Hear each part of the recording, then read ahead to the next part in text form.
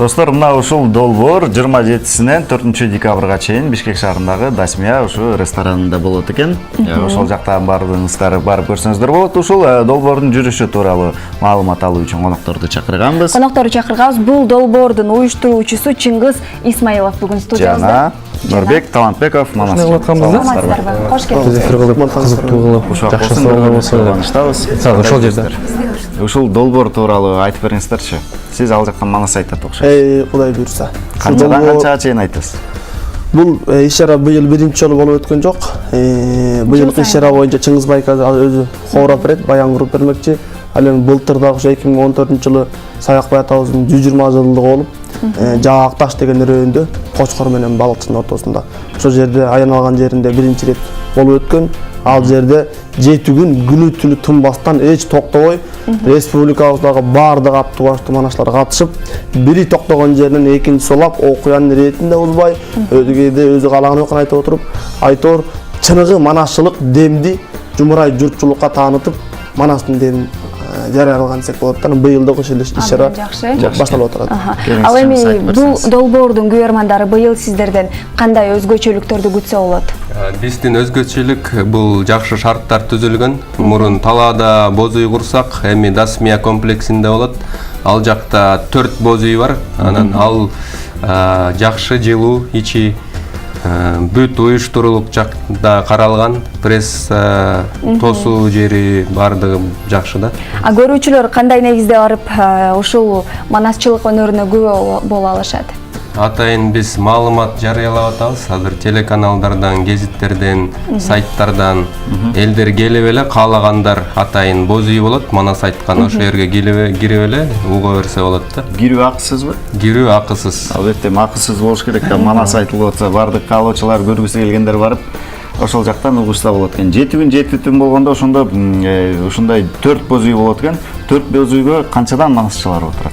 4 боз үйгө бирден эле манаш болот негизичи. Бир боз үй манашчылардын жата турганы, экинчиси чай ичип тамактана турган жайы деп болжолдонуп болот, ошондой болот. Бирок 4 боз үйдүн бири боз үйүндө негизги манас айтылат да, негизгисичи. Манас айтылганда улам бири чыгып, мисалы Рыспай манашчы баштап аткан болсо, ал өзү каалашынча айтат да. Кааласа 7 күн бою айтып салса болот да, өзү кааласа токтобой. Эң мыкты. Кааласа 1 саат, кааласа 2 саат дегендей да. Өздөрү каалаган. Ал эми сизде бул жаатта кандай даярдыктар, моралдык жактан Моралдык жактан Кудайга шүгүр, Кудай буйрса жакшы. Буга чейин узак убакытка чыгып келгенбиз, мына устаттарыбыздын жолунда Рыспай, Улан, Дөөлөт сындуу биздин бүгүнкү күндүн аттуу чоң манашчылар бар. Ал кишилердин жолунда айтып келе жатабыз. Анан айтып эле жүрөбүз, Кудайга шүгүр, бирок Манас ааламы бул айткан сайын ошончолук жүгөр, касиеттүү, аны көтөрүп кетүү абдан кыйын. Канчалык көп айткан күндө биз айбыгып бул улуу дүйнөгө чын ыхласыбыз менен, дитибиз менен коюп, мына 7 күндүктө кайып арбактар дем берсе, жаратканым жалгап, буюрса элибиз дем берип сүрөп турганда узак убакытка чаап, бир манашчылыкка болгон көрөңгүбүздү, улуу сезимди ойготуп, өзүбүз бирчи такшалык бул жерде. Манас айтып атыпчы, экинчи жети Манас менен эл журтту ушу аруласак деген негизде буюрса даярданып атабыз. Жакшы. Бул жакшы жашаан экен. Ал эми сизге мындай суроо бергим келип атат да. Көп эле манасчылар бир окуя болуп, анан кийин Манас айтып калышат да. Сиз кантип Манас айтып калдыңыз? Албетте, мен 11 жашыма чейин Манас тууралуу ким десе Манастын 40 чоросу бар десе 40 камчысы бар экен деген негизде болчумун да. 11 жашымда мектептен жаттап келбейсиң деди Манастан. Анан жаттап келейин деп адабиятты ачып Манастын балакчагын жаттап баштап таптакыр эле меме кирип болгон ишти. Башым катып, маң болуп, түшүнө албай, дал болуп, эстен таанып, менен энтиреп айтор бир абал калган. Ошондо түшүмдө мындай иш көрүп, Саякбай ата эң оболу Манасты көрдүм беле деген суроо салганда, анан көрбөптүрмүн десем, асманды бир кылчайып карады. Мына Манас ааламдай кенен болот, эбеге терең болот. Сен эң оболу Манас айтам десең, жан дүйнөң сала деди да. Жан дүйнөң таза болсо, сырткы дүйнөң таза болсо, эки дүйнөң куп келип жуурулушканда, сенден Манас айтылат, сага Манас жугат деген да. Эгер сен битиреп сараң болсоң, сен көрө албайсың, ичтар болсоң, бейилиң бузуку болсо, бирөөнүн жакшылыгын көрө албасаң, бирөөгө жакшы ойлой албасаң, сенде Манасчы чыкпайт деген да. Ошондуктан биздин башка өнөрлөрдөн бул манасчылык касиеттин айырмасы бирде манасчыда бирин-бири көрө албастык, бирин-бири бөлүү деген сапат жок. Ошон үчүн Манас кенен айтканыбыз Манас айкөл деп жүрөбүз мына ааламда.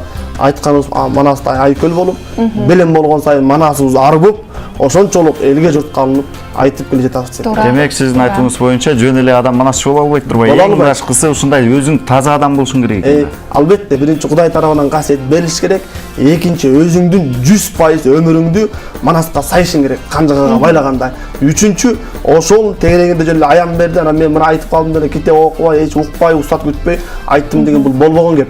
Сагынбай, саякпай дагы устаттарынан куйма кулактык болуп жаадына жат алып көкүрөгүнө кыттай куюп жаттап, качан кандай касиет ойгонгондо гана анан өзүнүн варианты, өзүнүн айтуусу боюнча өзүнүн көркөм чеберчилиги, сөз байлыгын, аткаруу дараметин ойготуп алып туруп анан өзүнүн айтуусун айтып кеткен да. Туура, эң мыкты. Чоң рахмат сиздерге мына ушундай жакшы маалымат бергениңиздер үчүн. Сиздерге окшогон кыргыздын мырзаларынын саны күн санап өсө берсин деген ниеттебиз. Биз ойлойбуз биздин телекөрүүчүлөр үчүн жакшы маалымат бере алдыңыздар. 7 күн, 7 түн бою Манас айтуу долбоору эң мыкты деңгээлде өткөзүп алыңыздар. Биз дагы да болсо барып өз көзүбүз менен күбө болууга аракет кылабыз. Чоң рахмат. Келип бериңиздерге рахмат. Ийгиликтер болсун, урматтуу достор. Азыр болсо шаар тургундарына кезекти берели. Канча өнөрүңүз бар деген суроону узаттык.